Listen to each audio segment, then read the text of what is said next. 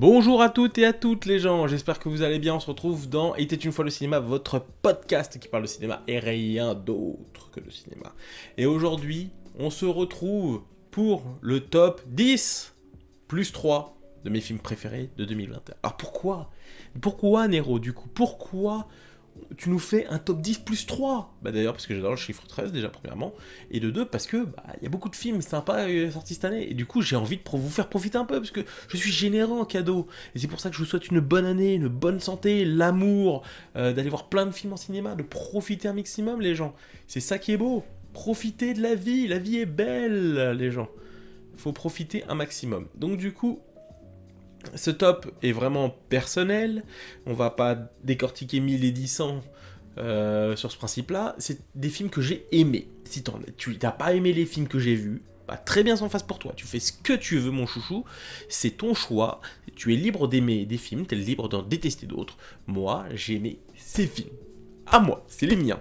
Et c'est des films qui me tiennent à cœur parce que j'ai une certaine conception de cinéma, que j'ai une sensibilité de cinéma qui peut être très différente de certains. Et du coup, c'est comme ça que moi je lance mon truc et que j'ai envie de le faire. Donc si t'es pas content, bah tu peux aller voir ailleurs. Bah voilà. Puis c'est amour les gens, on respecte la vie des autres, on est dans le respect de l'autre. Après, s'il y a vraiment des films de merde, moi j'hésite pas à le dire. Hein. Je vais peut-être me foutre un petit tacle ou deux vite fait, parce que bon, voilà, dont vous allez me parler. Après, en bilan de l'année, c'est quand même une bonne année pour la chaîne. On a fait quelques vidéos, voilà. Je suis pas régulier, hein, parce que c'est très compliqué de caser du temps, des fois tout le temps, quand je peux. Mais globalement, je suis là, c'est 2022, je sens que je vais avoir plus de temps pour vraiment pouvoir faire le plus de vidéos possible, de me lancer. En plus, vous voyez maintenant, vous avez un visuel de moi, ça change, ça change. On revient un petit peu aux dispatchs d'avant en termes de fond, mais clairement, là, j'ai envie de partir sur quelque chose d'un peu plus visuel avec vous. On reste toujours sur de la radio, je compte lancer peut-être d'ici peu une radio libre de cinéma, où on parlera que de cinéma les gens, on parlera pas d'autre chose. Après on peut varier, on peut partir à droite à gauche vite fait. Excusez-moi, il y a des gens à côté. Donc du coup, globalement, il y a beaucoup de choses à faire sur cette année 2021, il y a beaucoup 2022. Donc du coup, c'est pour ça qu'on a nos projets. Voilà, donc la gaieté, la bonne heure et tout ce qu'il faut pour être heureux. Mais enfin bref, déjà je vais cerner un petit peu mon top 10, un petit peu encore. Il y a 3 cas de possibilités de films. Il y a les films qui sont sortis en VOD, que ce soit ou directement en DVD Blu-ray. Je pense notamment à un dans le top, justement, qui certains vont me dire, oui, mais c'est pas un film de 2021, c'est un film qui est techniquement sorti en 2018. Oui, mais il est sorti en 2018 à la Mostra de Venise, qui est un festival, il n'est pas techniquement sorti en salle ou sur un support physique légal, c'est-à-dire distribué par une boîte de distribution tout le temps. Donc du coup, ces films-là, pour moi, sont des films de 2021, parce qu'ils sont sortis techniquement en 2021. Voilà, je triche pas comme... après, moi je reste un peu sur les dates françaises. L'année dernière, j'ai un peu triché avec Zone of Metal et tout le tintouin. Maintenant, j'essaie quand même de me régler un peu de ça. Et bien sûr, il y a les films en SVOD, bien sûr, en Netflix, Amazon et tout le tintouin. Donc tous ces films-là sont ligibles le temps qu'ils sont sortis en 2021. Et bien sûr, les gens, il y a le plus important, les films en salle. Et oui, allez en salle les gens, faut défendre nos salles, surtout en ce moment avec tout ce qui se passe sur la gueule. Et si moi je vous dis, allez voir un maximum de films, de bons films, il y a vachement de bons films qui sortent en ce moment en salle, allez plus que jamais en salle. On a besoin de vous justement dans les salles pour soutenir le cinéma, parce que là on sait pas à l'abri comment ça se passe avec le Covid et Méga Plus, comment ça part. Donc les gens, il faut vraiment qu'on aille soutenir nos petites salles d'amour pour l'amour de notre art qu'on aime. Voilà, donc c'était le petit moment un peu engagé, parce que faut quand même dire les choses, hein. Faut soutenir nos salles, en espérant qu'elles survivent encore, parce que c'est compliqué pour elles. Hein. C'est très compliqué, c'est très très très compliqué. Donc on se lance. Donc numéro 13. Alors, j'aime bien jouer un petit peu le storytelling, les gens. Donc du coup, numéro 13, Je suis un film réalisé par un réalisateur qui a eu pas mal de prix, qui a eu quand même un beau bagage, qui est quand même là depuis pas mal d'années à Hollywood. J'ai un frère que je préfère, moi je préfère son frère à lui d'ailleurs. C'est pas nouveau, hein, pour ceux qui me connaissent, ils savent que je suis un grand fan de ce réalisateur. Et du coup, j'ai réalisé 2 films cette année, en back-to-back, et ça sera pas le seul d'ailleurs dans le classement, je viens de dicter, c'est pas le seul qui a fait un back-to-back, qui a sorti House of Gucci, Oui, il s'agit de Ridley Scott, du coup. Du coup, ce n'est pas House of Gucci. Parce que, en soi, je veux dire, j'ai pas spécialement aimé House of Gucci. Parce que moi, tu mets des Rital qui caricaturent quand même à mort. J'ai un peu de mal. À part, bon, après, bon, vulgairement, je vais aller très vite. Hein. Je trouve que le film est un peu long pour ce que c'est. Très sympathique des fois par ses personnages. Il y a des moments très attachants que je trouve très intéressants. Je trouve que la prestation de Lady Gaga est très sympathique. Elle fait un peu sa Sophia Loren, je trouve. Moi, ça m'a fait un peu marrer qu'elle fasse un peu sa Sophia Loren. Donc, du coup, c'était quand même une prestation que je trouvais très sympathique. Après, je trouve quand même que tout le reste du cast, Driver joue plutôt bien. Après, je trouve que Jared Leto et Al Pacino font globalement un peu des caisses. Donc, c'est un peu dommage. Mais après, voilà. Donc, si vous avez compris, le numéro 13, le dernier duel, les gens. Le dernier duel. Et oui, réalisé par Ridley Scott, mais scénarisé par Matt Damon et Ben Affleck. C'est ce qui me fait que je suis allé voir le film et globalement que je trouve que l'approche est très intéressante. Parce que Matt Damon et Ben Affleck, ça reste comme... Quand ils sont ensemble, ils font des putains de scénarios. Même Ben Affleck, quand il fait plutôt de très bon travail tout seul, quand il écrit aussi. Mais les deux ont une alchimie propre à eux en tant que scénaristes que je trouve très intéressante. Déjà, quand ils ont fait Will Ending, je crois que c'est ça, fait réalisé par Gus Johnson avec Robin Williams, qui a lancé vraiment véritablement leur carrière derrière, bah, tu peux te dire clairement ça les a vachement aidés, ça a vachement développé leur carrière en termes pour devenir véritablement des icônes, des stars. Et là, ils y reviennent avec un scénario, ils jouent dedans en plus, accompagnés d'Adam Driver et de Jodie Comer, je sais plus comment ça s'appelle. Même si j'ai le titre, hein, mais c'est pas assez grand. Attends, je vais agrandir la page. Voilà. Oui, c'est Jodie Comer, je suis trop fort. Ah, j'adore quand je réussis plutôt bien les trucs. Donc du coup, on est sur quelque chose que je trouve de très intéressant dans ce film, c'est déjà repartir sur un point de vue, pas sur une narration très classique. Une narration très classique dans le sens que on est sur une production qui fait sur un film a quand même un grand spectacle, certes, avec quand même grosse figuration, à la période moyenâgeuse, on va y arriver. Clairement, il faut le faire. Il faut le faire déjà parce que ça demande du budget, ça a quand même des acteurs conséquents. Donc après Matt Damon, Adam Driver, Ben Affleck, et Jodie Comer, ça quand même permet de retrouver le budget quand même, globalement. Et surtout, c'est surtout sur sa narration que je trouve très intéressant. Alors c'est pas nouveau, hein, les gens, hein. C'est une narration que t'as vue quand même une bonne vingtaine de fois dans l'histoire du cinéma. C'est-à-dire jouer sur le principe des points de vue, c'est-à-dire que t'as plusieurs personnages et que tu vas revoir les mêmes scènes avec un point de vue différent. Et ce qui est très intéressant, ce qui en fait un film très intéressant, c'est que ça se base sur un viol, voilà, et du coup sur... catégoriquement c'est presque un film MeToo dans la forme, certains me disent que c'est un film MeToo. Mais justement, c'est que je trouve que c'est très intéressant que même à la période du Moyen-Âge, il y a des enjeux comme ça qui se jouent, et que justement, sur les trois points de vue vont être différents et vont permettre, quelque part, d'amener une vérité. Je dis pas la vérité, je dis une vérité, et c'est ça qui est très important, c'est de jouer justement sur cet aspect, et que le spectateur va devoir se faire son idée et trouver lui-même sa propre vérité. Et c'est ça que je trouve très sympa, parce que selon les personnages, en fait, quand tu as ce genre de procédé, c'est que tu as des personnages qui sont très intéressants. Tu as des personnages qui te paraissent sympathiques au début et qui vont devenir très antipathiques au fur et à mesure du temps et au fur et à mesure de comment finalement tu vas les voir selon le point de vue. Et par exemple, c'est ce que je trouve très réussi dans un film que j'ai pas mis dans le classement parce que bon, je sais pas si c'est sorti l'année dernière ou cette année. Non, c'était l'année dernière. L'année dernière, c'était la version inversée d'Irréversible que je trouvais très intéressante. Parce que là, dans la première version, où tu étais quand même beaucoup plus... t'étais beaucoup plus lié au personnage de Vincent Cassel et de Albert Dupontel, au début, via la rage et tout le tintouin, et clairement, tu t'étais moins attaché à Bellucci. T'étais attaché à Bellucci par rapport à ce qu'elle va avoir, et après à la fin. Alors là, dans la version inversée de Réversible, justement, c'est intéressant parce que tu passes d'un point de vue totalement différent. Tu t'attaches au personnage de Nicolas de Bellucci, putain, je sais pas pourquoi Monica Bellucci, et que du coup derrière tu t'attaches vraiment à elle et tu te dis putain, le personnage de Vincent Cassel c'est quelque part quand même un sacré trou du cul, et que le seul personnage masculin entre guillemets derrière vachement attachant, c'est quand même de pouvoir avoir un autre point de vue avec ces personnages attachants, et que le personnage de Cassel soit pas très attachant, et quelque part derrière, tu peux justement avoir un autre point de vue et que tu vois quelque part le film d'une autre façon. Et c'est ça que j'aime beaucoup dans ce genre de procédé, et que même moi-même, des fois, j'aime bien écrire des trucs comme ça dans ce procédé-là. Après, c'est quelque chose de très compliqué, parce que ça va amener le spectateur à se questionner. Et t'as des impératifs de studio, ils aiment pas du tout ça, hein. Ils aiment que le spectateur ait une histoire simple, claire, logique, dans une direction, celle du héros.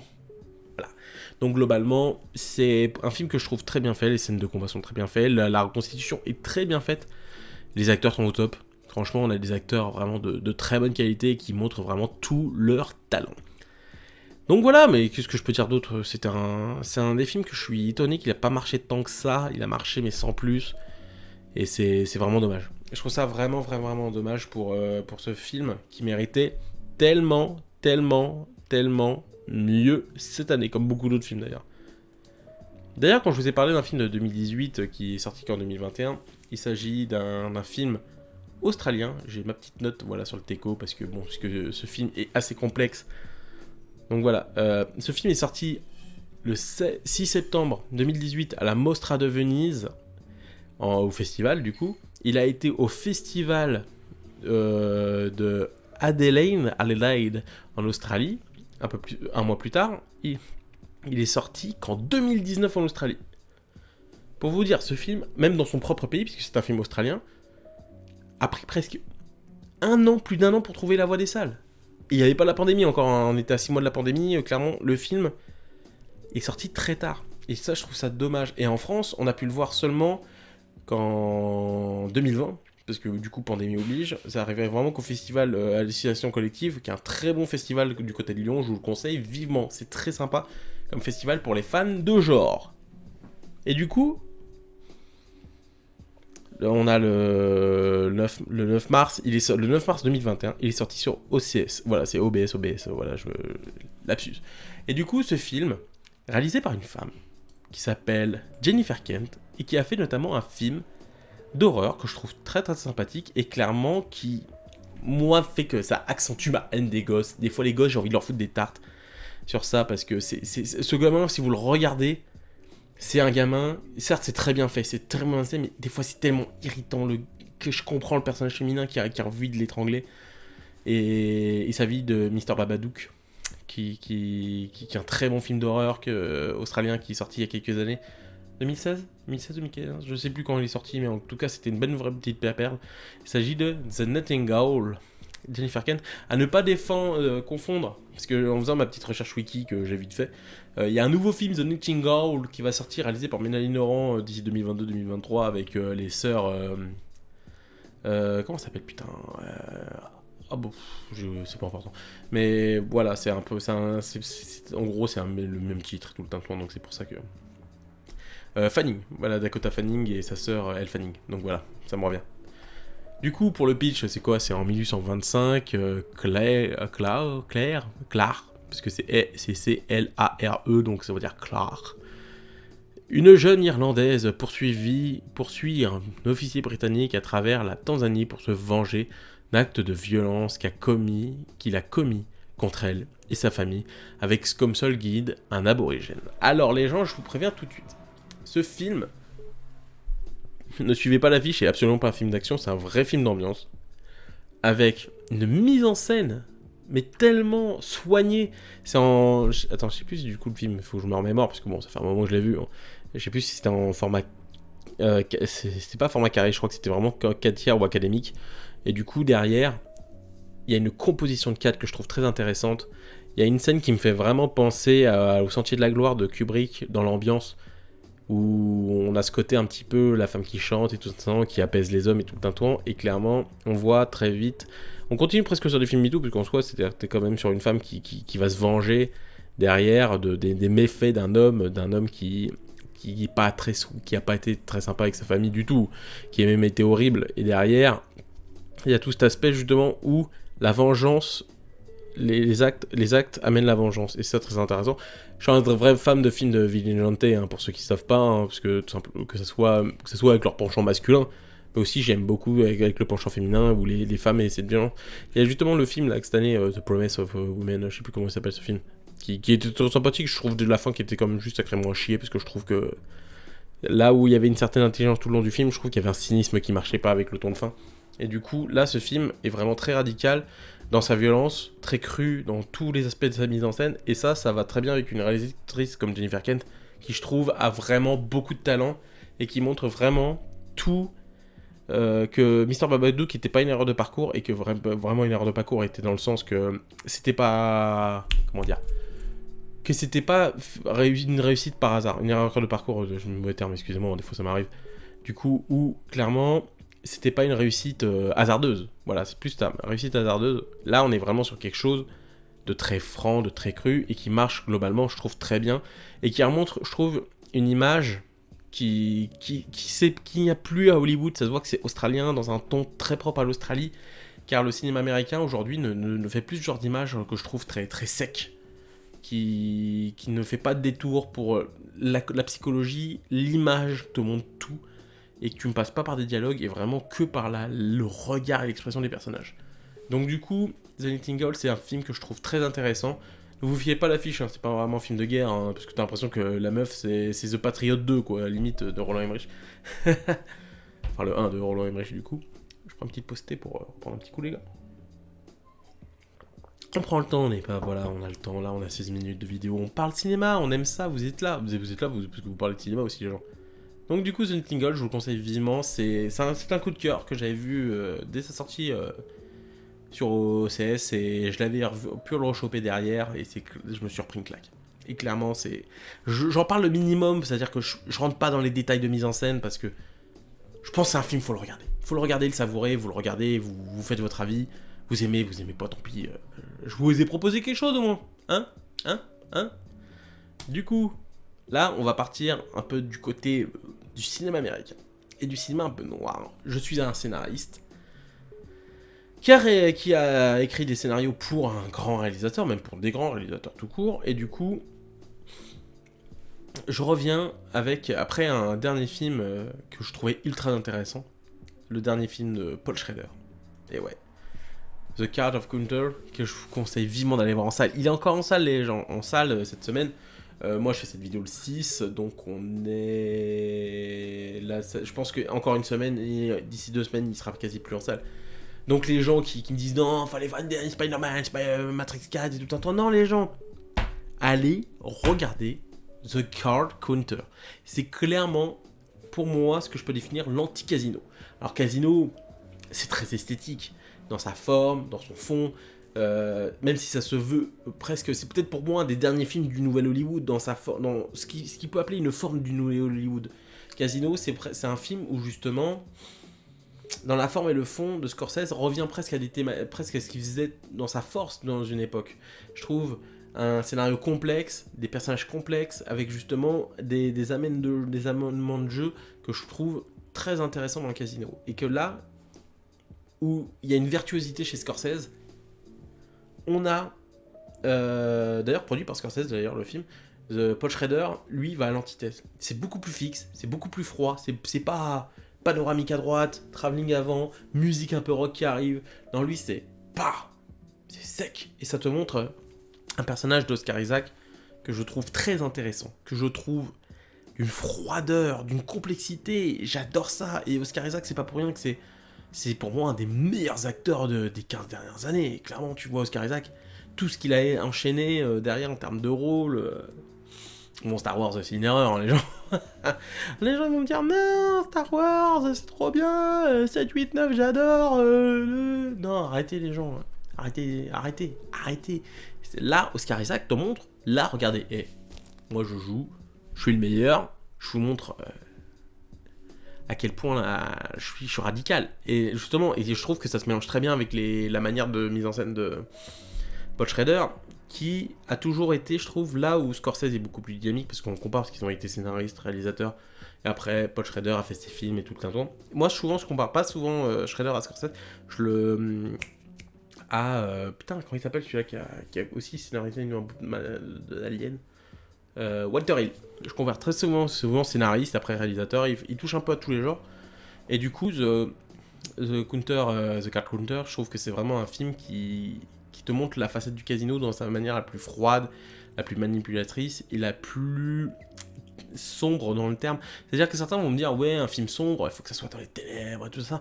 Non, je pense que le film s'est fait suffisamment de subtilité pour qu'à travers son personnage, on a toute une démarche qui fait que derrière, ton personnage arrive à avoir tout, te créer un malaise dans son jeu, dans son interprétation, et qui fait que je trouve que ça marche vraiment bien. Oscar Isaac est extraordinaire, la mise en scène est très subtile. Certains vont dire ouais mais c'est très fixe, c'est chiant. Alors non, aujourd'hui c'est vrai qu'aujourd'hui on n'est plus habitué à ces standards. C'est-à-dire aujourd'hui maintenant on est habitué que même il y a des petits zooms numériques. Voilà comme ça. Pour créer du mouvement artificiel. Moi je suis quelqu'un qui ne supporte pas ça parce que j'aime avoir une certaine forme d'authenticité dans le cinéma. Et je trouve que chez Paul Schrader, il y a encore ce côté vraiment à l'ancienne de vouloir faire un film pur, radical et avec tout ce qui va derrière. Donc voilà, du coup, je vous conseille vivement The Card Counter. C'est un film qui, je pense, va vraiment vous questionner. C'est-à-dire que c'est pas Spider-Man et Matrix, hein, c'est vraiment ça vous faire questionner. Alors oui, certains vont me dire, mais dis t'es méchant avec Matrix. Alors je vais vous le dire honnêtement, parce que ceux qui sont abonnés à ma chaîne ne le savent pas. J'ai pas aimé Matrix 4 plus que ça. C'est-à-dire j'ai passé un bon moment sur le coup. C'est-à-dire mais j'ai l'impression que c'est comme un Big Mac. Je l'ai mangé et je me suis pas. Et certains vont me dire oui mais t'as pas compris la subtilité du film. Non mais j'en parlerai pour toi. Parce que je sais que j'ai une copine à moi qui me dit tout, qui m'a dit non mais t'as pas compris le film. Et j'ai parfaitement compris. Viens, on va en parler. On va en parler. Je t'invite. Tu sais quoi, quand je fais spécialement le radio libre pour toi pour qu'on en parle pendant 2 heures. Pourquoi ça marchait pas? Pour moi tout ce qui va dans ce film marche pas. Ouais mais voilà donc. The Card Counter, voilà, c'était sympa, c'est un bon film que je vous conseille vivement, et c'est un film qui malheureusement, en plus c'était en téléchargement bien avant, donc du coup j'ai peur qu'il ait perdu quand même pas mal de gens qui voulaient vraiment aller le voir, et que du coup derrière, bah, malheureusement, tu perds des spectateurs même avec le téléchargement comme ça. Là encore, tu télécharges, je sais pas, un Marvel et tout le tintouin, les mecs ils s'en battent les steaks, hein, ça va pas les empêcher de faire des grosses entrées. Mais clairement, un petit film qui sort en salle et en plus en téléchargement, ça va le perdre. Ça va le perdre très vite. Parce que souvent on l'a déjà vu et tout le temps. Les gens, numéro 10. Numéro 10. Et oui, les gars, pas numéro 10, numéro 10. On a une égalité. Et justement, une égalité parce qu'il y a 2 films. Mais ces 2 films qui sont de même réalisateur. Parce qu'ils ont fait un back-to-back. Extraordinaire, il n'y a pas de Ridley Scott qui peut faire des back-to-back. Car on va parler d'un duo de réalisateurs français, Cocorico, les premiers de ce top, et vous inquiétez pas, les réalisateurs français et réalisatrices français vont quand même être très très très bien placés dans le classement, car on va parler de 2 films de Julien Maury et Alexandre Bustillo, The Deep House et Kodanche. Alors certains vont me dire, mais qu'est-ce qu'ils viennent faire là ces films? Oh merde, hop là. Mais qu'est-ce qu'ils viennent faire là ces films? Putain, c'est que c'est de la merde, c'est des films d'horreur, voilà. Alors en soi, je veux dire, là c'est clairement les choix du cœur. Alors les gens, vous pouvez me dire que c'est des gros films de merde, vous pouvez penser ce que vous voulez. Moi j'adore le travail de Julien Morelli et Alexandre Bustillo. Ça fait partie des premiers gros films d'horreur que j'ai pu voir en salle quand j'étais tout jeune. Et justement, je suis un grand fan de leur travail depuis qu'ils ont commencé. Depuis À l'intérieur, passant par Livide, Aux yeux des vivants. Et derrière, en plus, leur Leatherface qu'ils ont fait, leur Massacre à la tronçonneuse, slash reboot, slash préquel et tout le temps. Que je défends corps et âme. Hein. Ce film, je vous jure, je défends corps et âme pour une seule bonne raison. Car c'est un film qui a été tellement charcuté. Et moi, j'avais acheté le Blu-ray spécialement pour la sortie française, parce qu'il est sorti qu'en Blu-ray en France. DVD Blu-ray. Et du coup, qu'est-ce que j'ai fait derrière? J'ai réussi à choper toutes les scènes et j'ai refait le montage à peu près estimant à leur vision. Et je les avais rencontrés au Festival de Gerbet, je leur ai dit, ils m'ont dit, ah mais t'es un fou et tout ça. Et justement, c'est comme ça que j'ai vraiment aimé le film. Parce que ce film Massacre à la tronçonneuse était tellement bourré de bonne intention, un mix entre le road trip horrifique et un truc vraiment poisseux. Franchement, je trouve que... Excusez-moi, je trouve que les 3 remakes, c'est-à-dire enfin, à partir du remake de 2003 et les 3 films qui ont suivi derrière, avaient ce côté un peu, comment dire... dégueulasse, mais pas dégueulasse dans le sens premier du terme. Je trouve que Julien Maury et Alexandre Bustillo ont réussi très subtilement à ramener cette poisseur du Sud, et pourtant ils ont tourné, je sais plus si c'était en Bulgarie, en Roumanie ou un truc comme ça, dans un pays de l'Est. Et du coup, ils avaient clairement fait quelque chose que je trouve de très intéressant. Et du coup, bon, voilà, je vais me recentrer sur les films. Et du coup, ils arrivent avec 2 films en back-to-back. Ils arrivent encore à faire des films. Ils sont quand même, je crois, 6 films. Et du coup, c'est quand même exceptionnel pour des films, des cinéastes de genre, hein, parce que t'as des tas de réalisateurs de cinéma de genre qui font pas assez de films en France. Bon, un américain, mais globalement, 5 films français de genre en France, c'est déjà exceptionnel. Ils ont réussi à tenir la barre malgré tout, et ils arrivent vraiment à recréer des contes par rapport à notre histoire française, ou même créer des histoires derrière que je trouve très intéressant et les mettre dans notre France récente. Et du coup, ils sont avec 2 films, Kodansha qui est moins bon des deux, je trouve globalement, mais quand même qui est très intéressant d'un point de vue visuel. Il y a un très joli travelling compensé d'ailleurs, les gars, si vous regardez cette vidéo, puisque j'espère que vous la regardez au moins pour ce que j'ai à dire sur votre film, mais clairement, le travelling compensé que vous avez fait, il est génial. C'est presque un travelling compensé Spielbergien dans la manière, et je l'adore. Il est tellement bien placé, tellement fait avec une force dans la violence de la scène que je trouve ça marche super bien. En tout cas, Kodansha, c'est un petit film d'horreur que vous allez voir. En fait, ça se passe en banlieue où 3 nanas de banlieue, voilà, qui vivent leur petite vie, voilà, et après tous les problèmes du tiers-quart que ça amène. Oui, le tiers-quart. Moi, je dis quartier, les gens. Le 9-3, on connaît. Du coup, on a ce côté vraiment de la banlieue, je trouve, qui est des fois beaucoup mieux traité dans ce film que dans beaucoup de films d'auteur, hein, là où t'as l'impression que c'est la mort sur le ghetto. Et là, on va en reparler un peu plus tard, parce que bon, il y a encore un autre film de ghetto, entre guillemets. Mais je trouve que ça marche avec beaucoup de sincérité, une certaine tendresse, beaucoup sur ses personnages, des très bons personnages féminins. Et du coup, c'est ça qui m'attache vraiment dans ce film. On a des très beaux personnages féminins, et ce qui va déclencher le film, et notamment la Kandisha, putain, je suis con. Kandisha, bah justement, c'est suite à à un viol, agression, je m'en souviens, du coup, d'un des personnages féminins, elle va invoquer Kandisha qui va du coup charcuter les hommes les uns après même les gens, les hommes après les uns les autres, parce que ce personnage, c'est un peu équivalent de la Dame Blanche au Maroc. Alors, c'est exclu quasi au Maroc, parce que si vous parlez ça aux Algériens ou aux Tunisiens, il y a moins que ça leur parle pas trop. Alors, par contre, aux Marocains, ça leur parle, c'est vraiment ancré dans leur culture. C'est vraiment la Dame Blanche, c'est une histoire vraiment folklorique de ce pays. Du coup, c'est un film que je trouve des fois qui a des défauts d'un point de vue narratif et tout le temps, mais c'est quand même un film qui a beaucoup de cœur. Et c'est ça que je dis aux gens, les gens, faut qu'un film ait du cœur.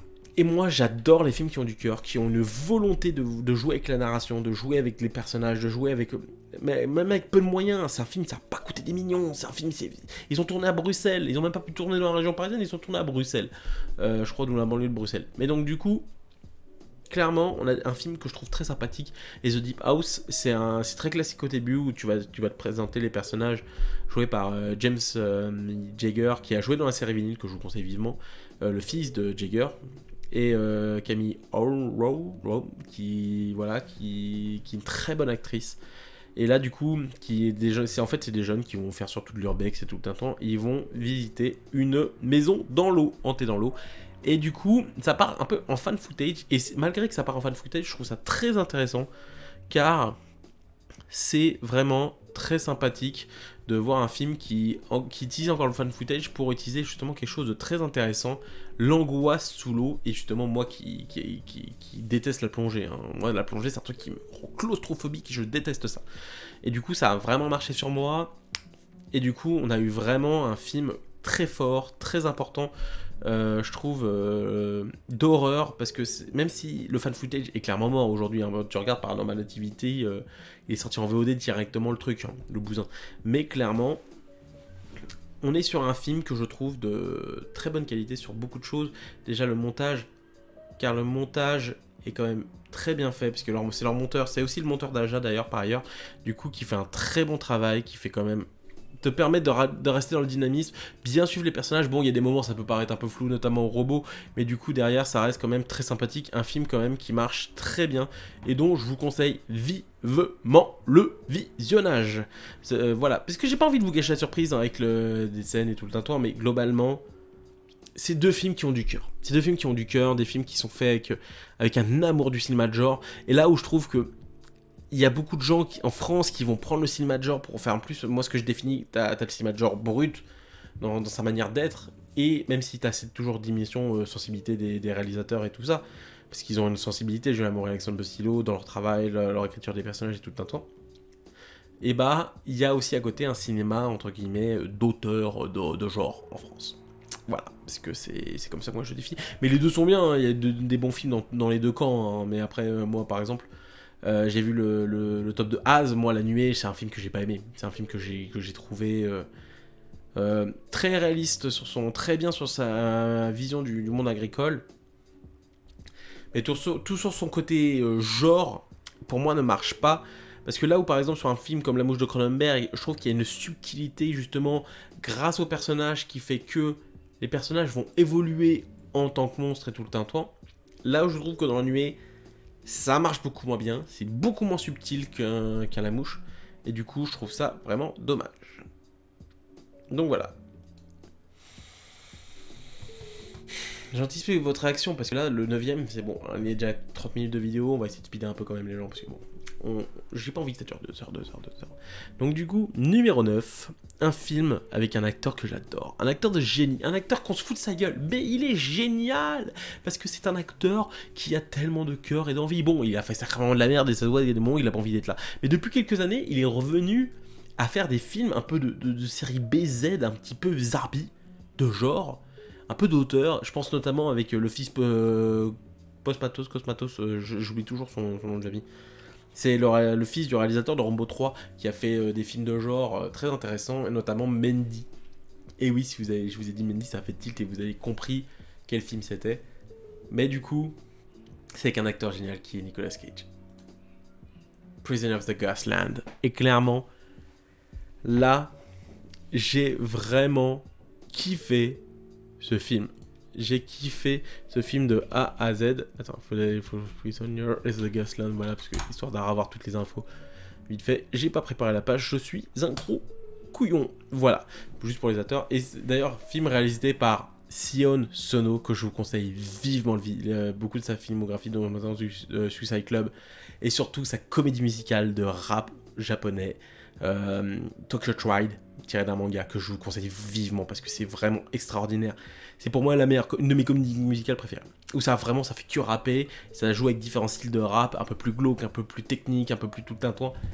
Et finalement, solidarité entre les clubs, on aime tous la zik, les gens, c'est génial. Je regarde des films, c'est génial.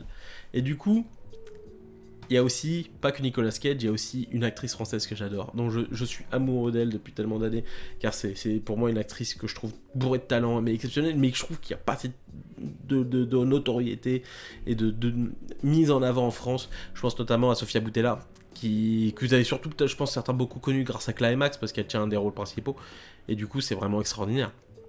En plus, vous l'avez vu dans un tas de films, La Momie, Kingsman, vous l'avez vu plein de rôles. Et du coup, vous allez me dire, ça parle de quoi, Prisoner of the Ghostland? Qu'est-ce que vient foutre Nicolas Cage? Nicolas Cage, c'est un criminel qui a une mission de trouver une fille qui a été kidnappée dans un univers parallèle appelé le Ghostland, où, dans ce monde, il va devoir briser la malédiction voilà, qui touche les habitants de cet univers. Et clairement, c'est un film de taré. Bah déjà, Nicolas Cage, j'en perds une couille. Littéralement. Dans le film, il perd littéralement une couille. Donc du coup, c'est un film que je trouve qui est tellement bourré de bonnes intentions.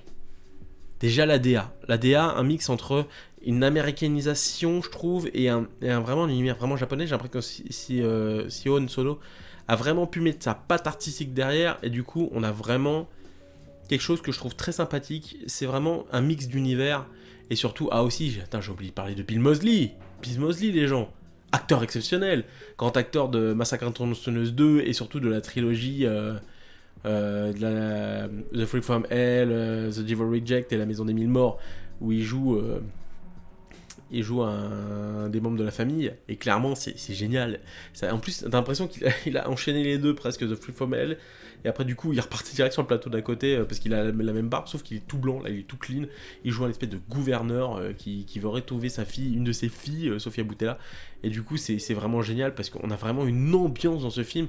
En fait, il y a des films à ambiance avec une dimension artistique que je trouve très intéressante et qui fait que ça, du coup, tu rentres dedans. Même si le film est bourré de défauts, de raccords et tout un ton défauts par moment, même des fois scénaristiquement, tu suis des fois un peu mal. Mais il y a des films comme ça, tu rentres dedans, tu kiffes ta race. Parce que c'est des films avec tellement de cœur que tu fais ok, je kiffe. Je kiffe ce film, tout ce qu'il apporte. Et en plus, on a une photo vraiment magnifique que je trouve très élégante, mais à la fois très radicale dans sa violence. Et ce qui fait que globalement, ça marche super bien. C'est un film qui est pas exemple de défaut, mais c'est un film qui a du cœur. Putain. Je l'avais vu, je l'avais chopé parce que j'en ai interdit beaucoup de bien un petit peu sur les sites un peu étrangers. Et je me suis dit, je dois voir ce film. Je l'ai vu. Et bah franchement les gars, j'ai pas regretté. Enfin les gens, les gars, les filles, tout ce que vous voulez, vous avez compris, pas de polémique. Donc du coup, moi j'aime tout le monde de toute façon. Donc du coup, Prisoner of Ghostland, regardez ce film, c'est magique. Et du coup, on enchaîne direct avec un film français, encore. Bah déjà, on a eu une top, dans la 10e position, on a eu des Français. Bah là maintenant, on a encore un autre duo de réalisateurs. Putain, c'est Ludovic et Ezegram Bourkerma, que ouais, moi les noms, vous savez les gens. Avec là un film de genre français encore. Alors là, pour vous vendre un peu le film, ouais, j'étais beaucoup plus rapide. Là, j'ai pas joué le mystère indirect parce que Teddy, c'est comme le film, pas de mystère, tu vas direct dedans. Du coup, ça parle de l'histoire de Teddy qui va se mordre, faire monter par un loup-garou alors qu'il vit sa vie. Voilà, globalement, c'est comme si très vulgairement, hein, je vais être très simple, si je devais parler du film, ça serait comme si un Bruno Dumont était parti dans le sud-ouest et que tu vivais vraiment la vie d'un ado. Et c'est ça que je trouve très intéressant, c'est que ce film montre la vie d'un ado dans ses déboires, dans son évolution et tout le tintouin. Et je trouve à quel point, quand t'es jeune et que tu veux juste une vie simple, tu ne vis pas une vie...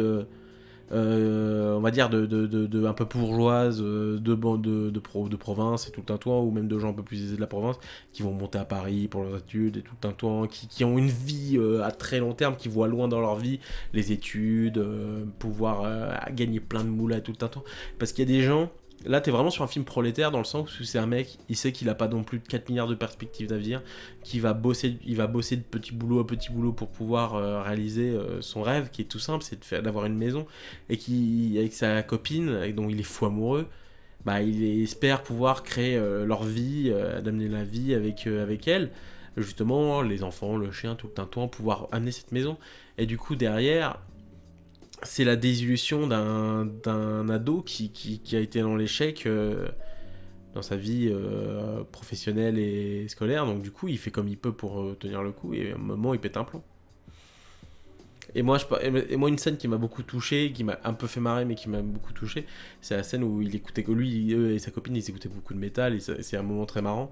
Et du coup, derrière, il y a cette scène où sa copine dit « Ouais, mais je vais me barrer à Paris, et je vais au concert de PNL. » Quand t'es fan de métal jusqu'au bout, moi je suis encore fan de métal, j'écoute aussi PNL de temps en temps, il y a des sons que je trouve très bien, mais je trouve que le changement est un petit peu caricatural, mais ça marche super bien, et tu comprends très vite un peu l'esprit, l'évolution d'un personnage, de comment il passe d'un point A à un point B. Donc du coup les gens, c'est un film que je trouve, Teddy, rempli de cœur. La mise en scène n'est pas exceptionnelle, c'est un film qui est très bien cadré pour ce qu'il a à faire.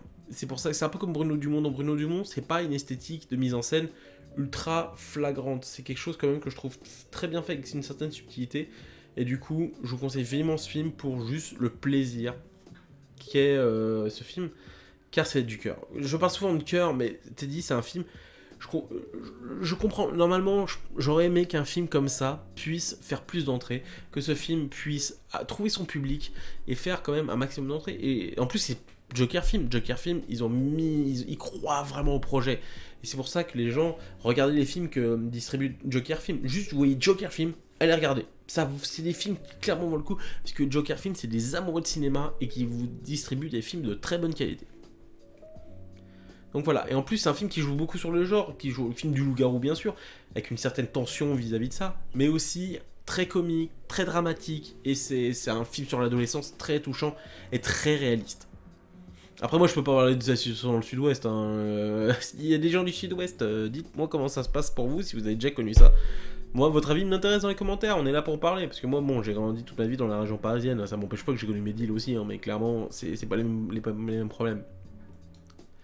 Numéro 7, je suis un réalisateur bourré de talent, je suis un réalisateur qui fait pour son troisième film, qui prend la troisième film d'une saga très connue, française, encore des français, oui toujours et encore, et bah justement je suis peut-être pour moi un des meilleurs réalisateurs des 10 dernières années, qui a fait peut-être pour moi parmi les meilleures comédies dramatiques françaises des 10 dernières années, je parle de Nicolas Bedos avec OSS 117. Et oui, les gens, j'ai aimé. Et oui, je connais une personne, j'espère que tu regarderas cette vidéo. Je sais que tu regarderas cette vidéo. Je prie pour que tu regardes cette vidéo. Parce que j'ai une pote, quand j'ai mis parce que je l'ai mis sur Facebook, mon classement, avant de le faire en vidéo et tout le temps, parce que moi, vous voyez, j'y vais à la one again, je suis libre, les gens, j'ai esprit libre. Et du coup, elle m'a fait non, ouais, c'est 117, pourquoi t'es dit? Bon, elle a pas mis t'es dit, hein, mais après tu fais ce que tu veux. Mais du coup, ouais, c'est 117, non, mais ce film c'est de la merde. Enfin, elle m'a dit, je te juge, voilà. Je suis déçu. Mais moi, justement, ma chérie, c'est ça qui fait la magie du cinéma. C'est qu'on n'est pas d'accord. Et moi, tu sais quoi, j'ai adoré, je me suis marré. Je vous conseille d'aller voir ma critique d'OSS 117, où j'en parle avec beaucoup d'amour de ce film. Déjà parce que j'adore Nicolas Bedos, parce que c'est un réalisateur que je trouve ultra intéressant. Et que je trouve que le 3, je préfère limite le 3 aux deux autres.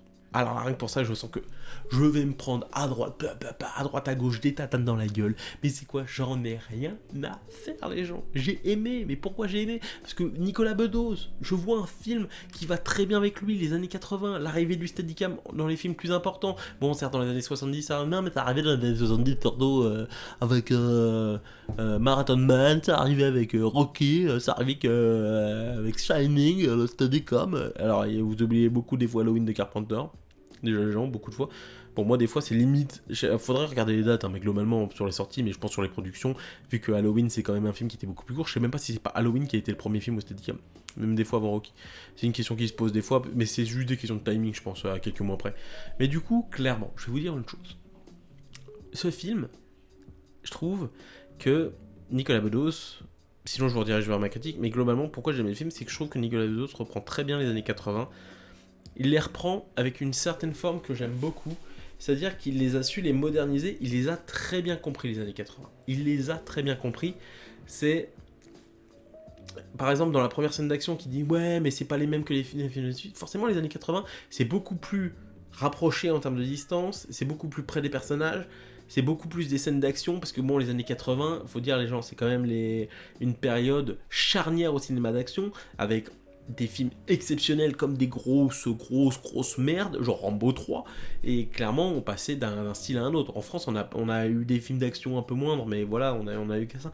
C'est quand même les années Stallone, Schwarzenegger, Steven Seagal c'est fin 80, c'est plus fin 80, mais globalement où on a quand même une certaine esthétisation du film d'action. Et ensuite tu comptes en plus dans les années 80, tu vas à la fin des années 80, t'as les John Woo qui arrivaient tout le temps. Et là clairement, je pense que Nicolas Bedos était la personne parfaite pour un volet comme ça, surtout sur les années 80. Et surtout, moi ce que j'adore, c'est surtout que c'est des années charnières en France, parce que on passe quand même de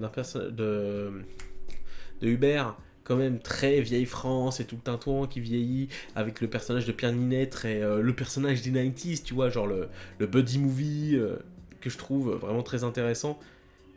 Et comment tu vois vraiment comment le personnage de Hubert va encore plus en paradoxe. Là où je trouve que ça marchait pas trop, moins, des fois bien dans les films de Athanovicius, je trouve que là on a vraiment le paradoxe d'une époque. Encore plus intéressant, justement, où les années 80, c'est quand même des années qui commencent véritablement un gros changement en France, hein, parce que je vous conseille vivement de regarder en France comment ça a évolué. D'un point de vue du cinéma, c'est très intéressant, et tu regardes comment le cinéma français était très fort jusqu'au milieu des années 80, et que derrière, il y a eu un penchant avec le cinéma américain qui derrière, aujourd'hui, qui est encore aujourd'hui de mise, parce qu'avant, tu regardais, le cinéma français, ça réunissait énormément de monde, c'est-à-dire que tu avais beaucoup plus de films français qui faisaient des entrées, plus de millions d'entrées. Si vous regardez les box-office sur Wikipédia, c'est très intéressant d'un point de vue chiffré, comment tu vois que le cinéma français était fort, et qu'à milieu des années 80, il y a eu une bascule, les films français se sont dit, oh putain, cassage de gueule. Mais vraiment, c'est d'une violence, c'est radical. Et du coup, moi je trouve que ce film est ancré dans une époque qui te montre vraiment un changement d'un monde, et justement entre presque un homme qui est vraiment d'une vieille France, et d'un jeune homme presque post-68, et du coup derrière où t'as vraiment des paradoxes vraiment entre ces deux personnages très intéressants, c'est-à-dire le mec jeune, voilà, fragant, bien sympé, qui pécho comme ça facilement, et du coup, et un homme un peu vieille France, et certains qui me disent, notamment vous savez qui c'est, bah du coup, va dire non mais ce film sublime, non non, excuse-moi, hein, moi le personnage de Hubert ça reste quand même un gros con, hein. En fait c'est le problème, c'est que forcément il est jeune, c'est les années 80, il est voilà et tout ça, c'est un personnage positif. Mais excusez-moi, le personnage de Pierre Ninet est pour moi est tout sauf positif. C'est quand même quelqu'un de très arrogant, qui veut être le meilleur et tout le tintouin. C'est quand même le pur produit de cette époque-là, on va dire, américanisation à outrance, où le mec veut être le meilleur pour être le meilleur. Tu veux pas être le meilleur pour un idéal, enfin tu veux pas être le meilleur pour vraiment aider le maximum de monde, c'est juste tu veux être le meilleur pour toi personnellement être le meilleur. Et c'est un personnage d'une arrogance que je trouve génial, et que j'espère qu'il y aura un 4 d'ailleurs, un 4 pour justement pouvoir développer ce personnage, parce que si vous avez suivi la pause générique, il est bel et bien vivant, il mord un serpent comme ça. Pierre Ninet était génial, parce que c'est un acteur très talentueux Pierre Ninet, mais des fois je trouve qu'il a vraiment une tête à claque, et du coup là ça marche parfait, c'est parfait. Franchement, j'adore. Et j'attends maintenant avec impatience le prochain film de Bedos avec Pierre Ninet et Adjani. Ça va être génial. Ça va vraiment être génial, les gens. J'ai hâte. Du coup, on enlève OST 117. Et là, on va retourner dans le film d'action brut. On n'est plus en France, les gens. Alors, je sais pas s'il est américain ou il est anglais, ce film. Mais en tout cas, c'est un film que j'ai beaucoup adoré. J'ai beaucoup adoré, car c'est c'est un remake d'un film français. Un homme en colère de Guy Ritchie. Et vous savez les gens, j'ai un amour pour Guy Ritchie. Sa période anglaise, c'est-à-dire ses premiers films, je trouve qu'ils sont d'une violence, d'une inventivité. Pour moi, les Sherlock, j'ai pas trouvé ça top. Le Aladdin, j'en parle même pas. Mais clairement, je trouve que Guy Ritchie, là, a vraiment une force de mise en scène. Il revient. C'est comme s'il en avait eu marre des films de studio. Avec déjà Gentleman, c'était génial. Là, tu voyais des Anglais gangsters avec des costards Armani. Enfin, costards Armani, des costards British. J'adorais ça, tu vois. Là, tu me fais ça, je kiffe. Avec des mecs qui se foutent sur la gueule. C'était génial. Et du coup, là, j'ai l'impression que c'est vraiment un homme en colère. J'ai l'impression que c'est plutôt Guy Ritchie. Le mec, il s'est tapé les Disney, il s'est tapé les Sherlock et tout ça pendant des années. Il en a fait. Tu sais quoi, moi j'en ai marre, les gars. Moi je vais y aller au peupon et je vais vous niquer vos races et je m'en bats les couilles parce que j'en ai marre. Je veux faire des films d'une radicalité, et ça c'est ça que j'aime chez Guy Ritchie, c'est son style et sa radicalité qui fait que ça en fait un cinéaste fascinant. Et c'est pour ça que moi je suis beaucoup plus fan d'un Guy Ritchie qu'un Matthew Vaughn. Matthew Vaughn, je trouve qu'il y a une virtuosité tout ça, mais je trouve que c'est trop de style pour peu de style et ça pue un peu de la gueule au bout d'un moment.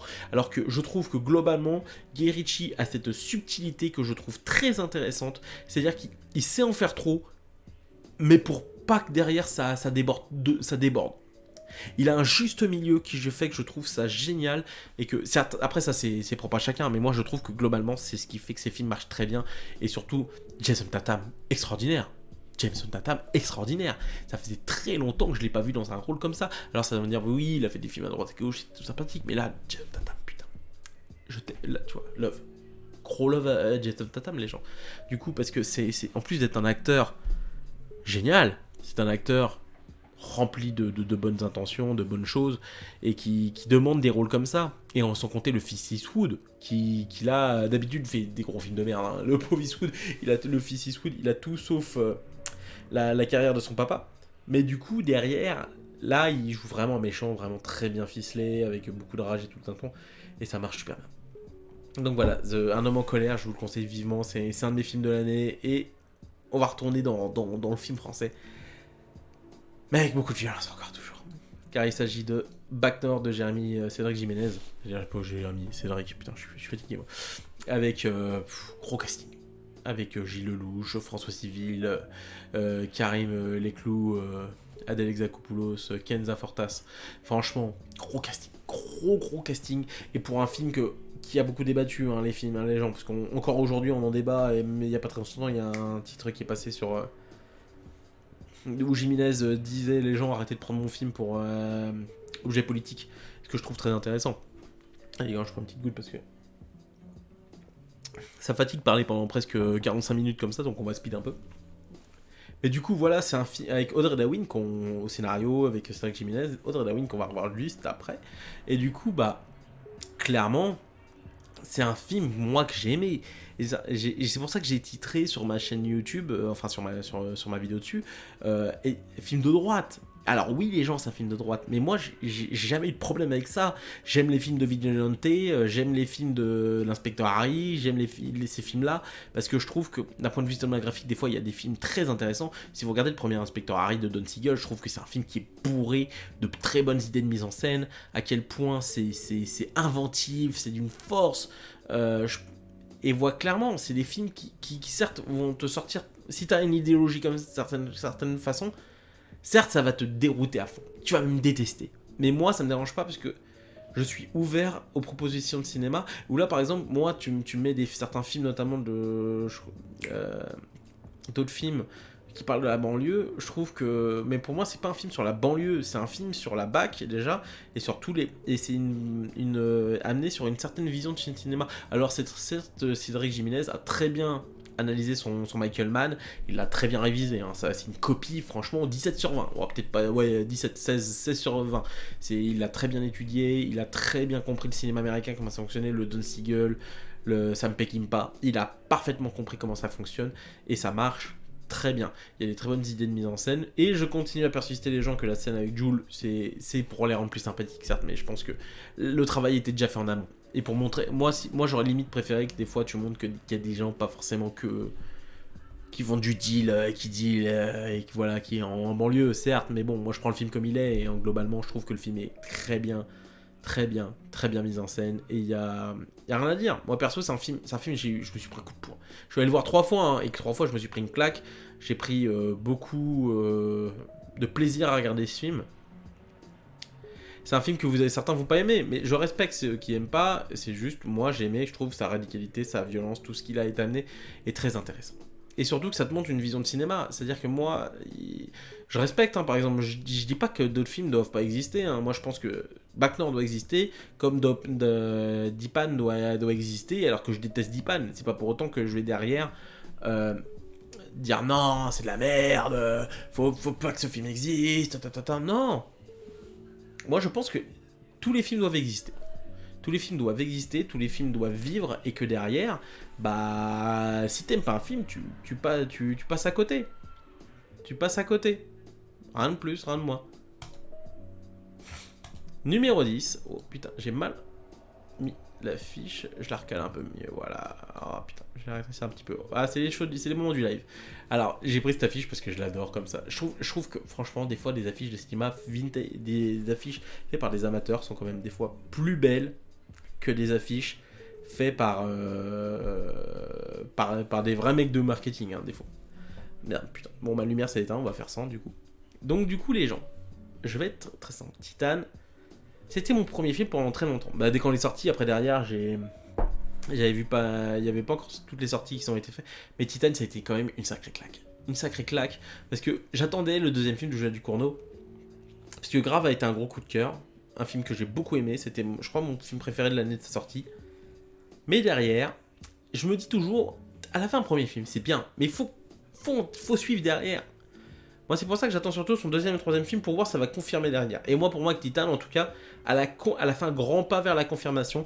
Bon, en plus, Palme d'Or est tout le tintouin, donc pour moi, Palme d'Or totalement mérité en soi. C'est-à-dire que, plus pour le cinéma français, le cinéma de genre en France, que ça nous permet de nous aider tout le tintouin.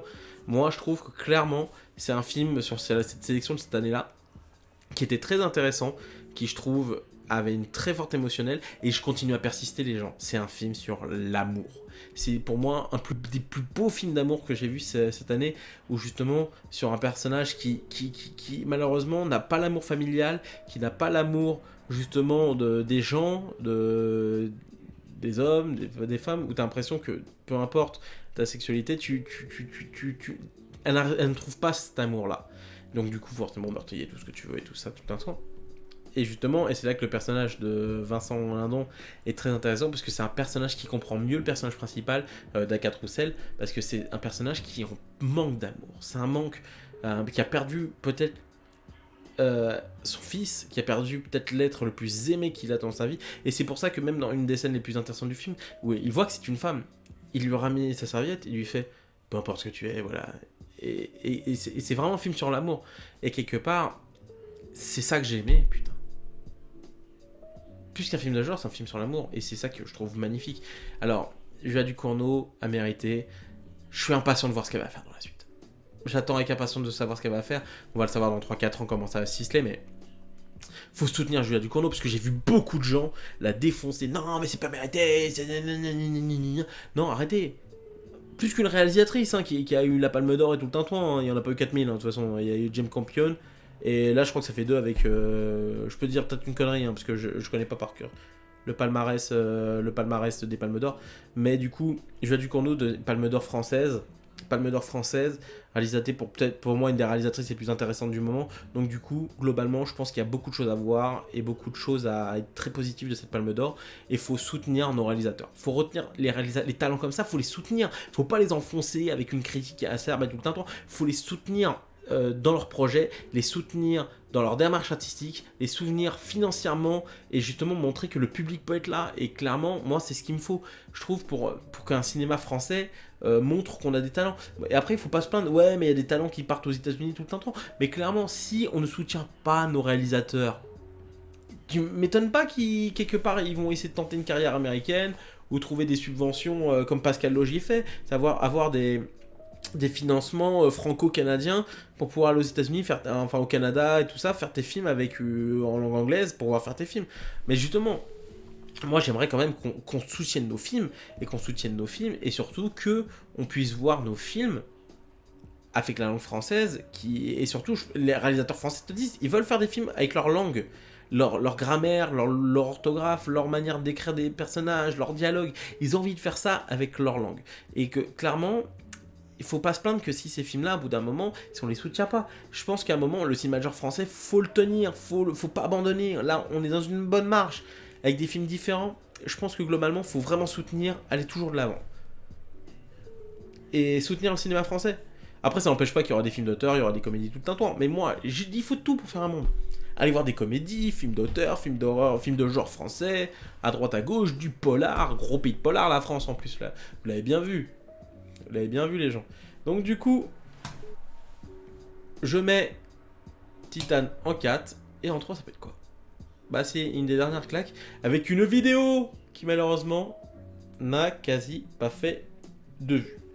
Alors les gens, je vais être très simple, j'enlève les lunettes parce que là je suis en mode serious business.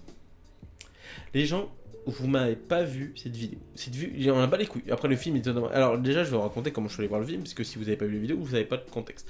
Alors là-bas j'allais voir Resident Evil. Resident Evil parce que d'ailleurs gros nanar de l'année, hein, les gens. Allez voir Resident Evil, c'est quand même pour moi un de mes films de... Il aurait une mention nanar, je l'aurais mis dans mon top cette année. Parce que clairement... c'est le plus gros nanar que j'ai vu depuis très longtemps, avec tellement de bonnes intentions, mais des fois ça flingue tellement que je trouve ça génial. Il y a du génie. Tu vois, quand je parle de cœur, bah Resident Evil, c'est un film, il y a beaucoup de cœur, mais au point des fois que ça en est débilement génial. Des idées de mise en scène dignes du Weeble, mais qui fait que je trouve dans ce film, ça marche tellement pas que ça en est génial. Et en fait, du coup, bah, je me suis trompé de salle parce que le ticket, il y avait quasi plus d'encre dans la machine et tout le temps. Du coup, je voyais très mal le numéro de la salle. Et du coup, bah, j'ai pas regardé. Moi, j'ai mes écouteurs. Je suis rentré dans la salle. J'ai tracé. Et du coup, derrière, bah, je me retrouve devant un film. C'est l'événement de Audrey Wayne. Et que je regrette absolument pas d'être vu. Comme quoi, les hasards de la vie, les gens, faut que ça vous amène dans des directions. Ça vous amène vers des endroits. Tu fais, voilà. C'est ça la vie, c'est génial. Et clairement, c'est un film très dur, c'est un film sur l'avortement, c'est un film qui va vous faire mal. Et je vous dis les gens, c'est un film qui va vous faire très très très très mal. C'est un film qui est d'une force émotionnelle. Ça parle sur l'avortement, du coup sur une jeune fille qui est étudiante et qui veut continuer sa vie, qui veut construire sa vie déjà, et qui n'est pas prête à avoir un enfant. Et t'es dans les années 60... très loin des lois Simone Veil, où justement, aujourd'hui, les femmes ont la possibilité d'avorter. Et malheureusement, elle ne peut pas. Elle est sur le jugement de la société, de l'époque. Parce que... et surtout, et même ses copines qui sont très proches, voilà, c'est très compliqué, ça se fait illégalement. Et c'est ça qui est une force chez Audrey Dawin, c'est justement d'avoir fait ça, ces plans-là en plan séquence, justement pour te amener sur les facteurs émotionnels et tout le ressenti qu'a cette jeune fille. Moi, rien que de me souvenir ces moments-là, j'étais...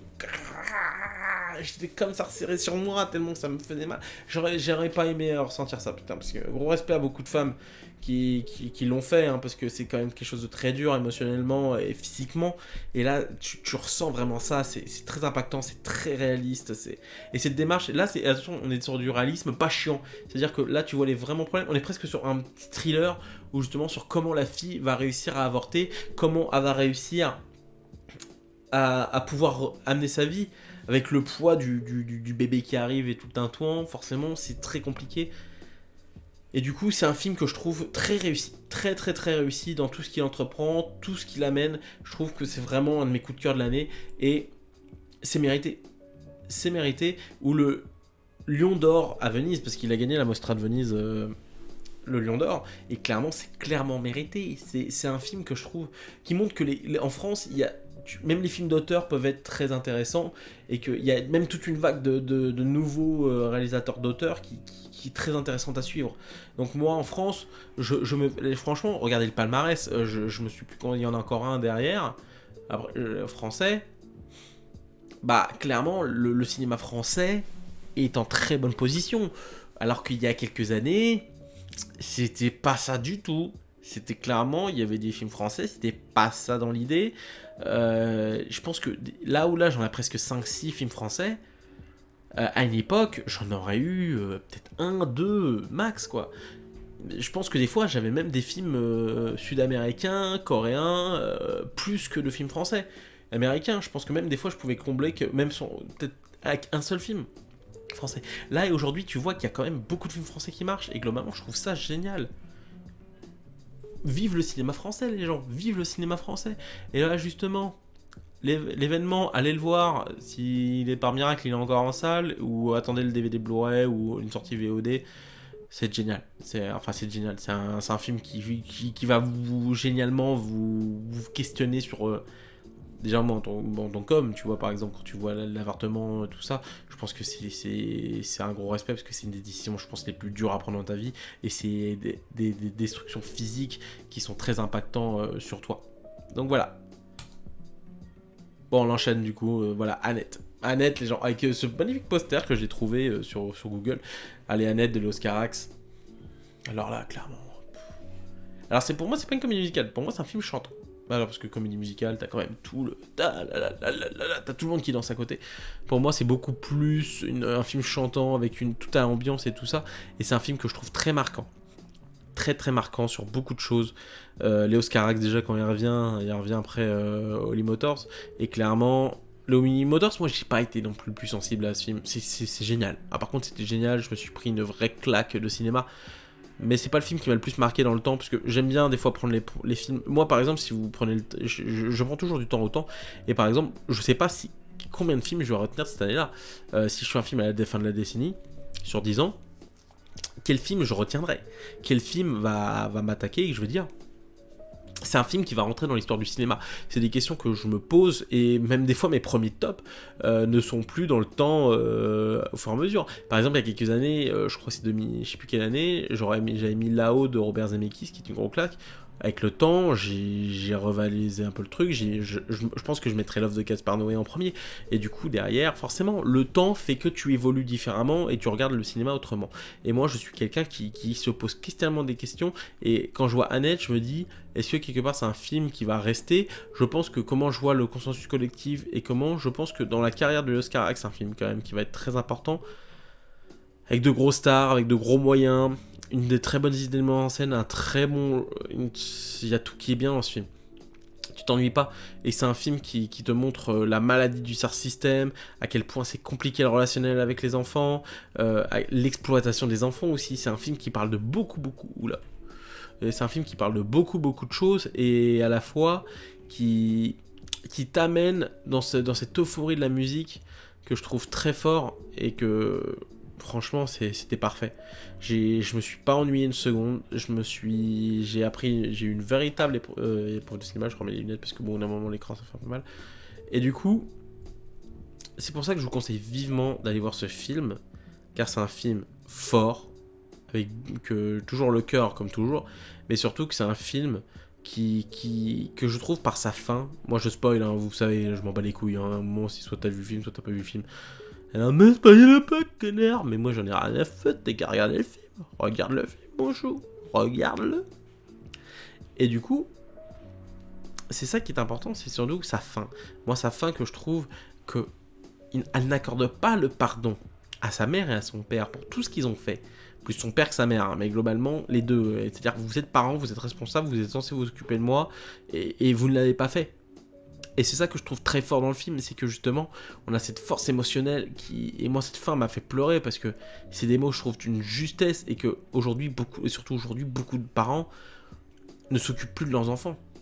Mais ils les laissent un peu à la vadrouille, ils savent plus correctement s'en occuper, et moi je trouve ça d'une tristesse, et du coup, je trouve que cette fin est juste, et que là par exemple, si vous voyez une fin avec le câlin, le papa, je te pardonne et tout le tintouin, je pense que le film ne restera pas aussi fort dans l'histoire. Là, c'est un peu comme par exemple la fin de The Thing. Pourquoi la fin de The Thing de Carpenter est aussi radicale et qu'elle marque? C'est justement parce qu'il y a ce côté de désespoir jusqu'au bout. C'est-à-dire que même avec tout ça, la chose a survécu. Elle a survécu, elle est pourrie jusqu'à la moelle, elle tiendra le coup. Et là, justement, il y a ce côté où les parents, je ne vous pardonne pas pour tout ce que vous avez fait, et c'est ce qui fait une fin très radicale et qui, je trouve, marche très bien. Donc du coup, Annette, c'est un film que je trouve excellent. À voir, et à revoir, à voir, à consommer avec beaucoup, beaucoup, beaucoup d'amour, parce que le cinéma, c'est aussi de l'amour. Alors, numéro 1, pour ceux qui me connaissent, vous n'êtes pas étonnés. Vous n'êtes pas étonnés. Ah non, non, non, non, non, non, non, non, non, vous n'êtes pas étonnés. Parce qu'il s'agit de... Ah, j'ai direct, allez, vas-y, on y va. On y va, on est déjà à 105 minutes.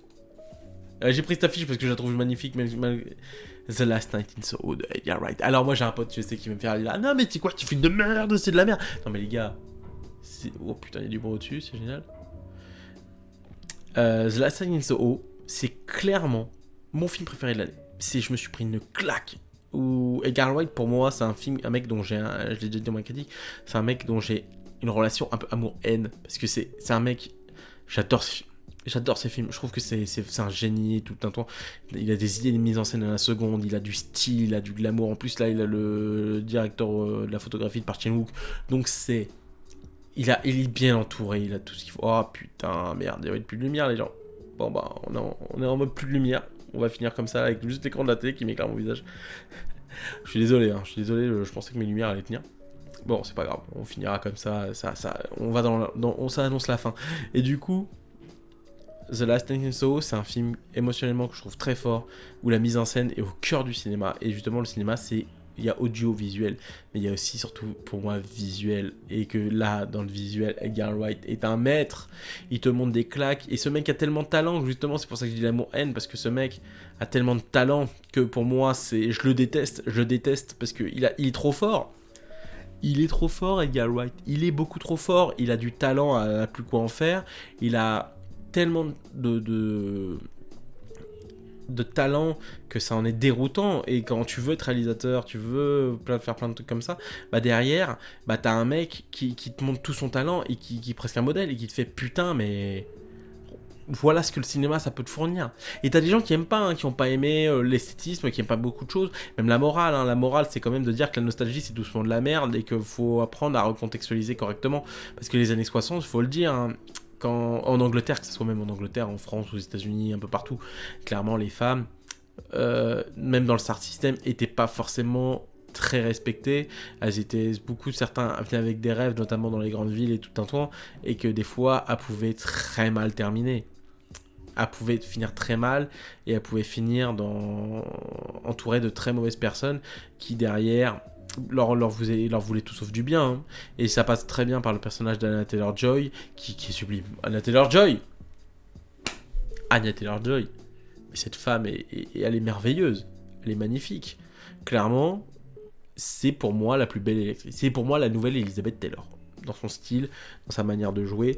Et c'est pour ça que j'attends énormément le nouveau film de Robert Eggers, The Northman, où là, en plus, tu mets des beaux vikings, tu mets des mecs qui vont se foutre sur la gueule. Ça va être génial. Ça va être génial. Et c'est une actrice de talent. Et Madison Kenzie, que vous avez vu dans Jojo Rabbit, qui montre qu'elle a du talent, qu'elle a un talent d'actrice exceptionnel. J'espère beaucoup. Et Edgar Wright, on attend avec impatience son prochain film, hein, comme d'hab. Hein. Là, normalement, il devait partir, je crois, sur Baby Driver 2. Donc c'est encore à voir comment ça va se ficeler. Après, je sais pas s'il a vraiment un plan de carrière, vraiment, Edgar Wright. Il y va selon ses bons désirs. Et selon ses... Et le mec, en plus, il fait des films, et ça fait des entrées, mais ça fait pas des entrées non plus monstrueuses. Enfin, du moins en France. Je sais pas si Last Night in Soho a si bien marché que ça, je crois pas. Alors que moi, je défends le film corps et âme. Toute l'année, j'ai dit c'est un film que j'aime d'amour, c'est un film que je trouve exceptionnel. Et oui, c'est pas Matrix 4, les gens. Non, mais les Matrix 4, je fais un petit aparté, mais clairement, Matrix 4, c'est... J'en parlerai peut-être un de ces jours pour vraiment plus dans les détails.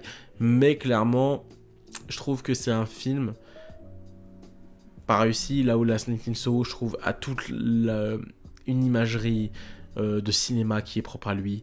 Le voyage, le souvenir, ramener justement une certaine vérité. Et justement, qu'Edgar Wright, il a écrit ce scénario avec une scénariste de comics, je crois.